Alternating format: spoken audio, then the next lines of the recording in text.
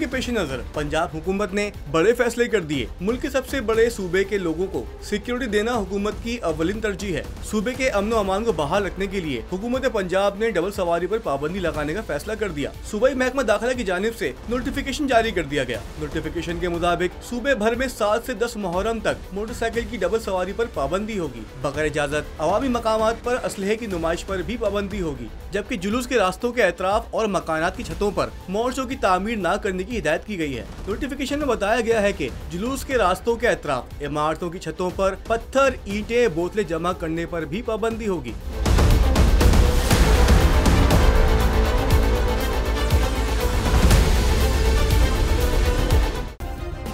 Subscribe करें और bell दबाएं ताकि कोई खबर रह न जाए।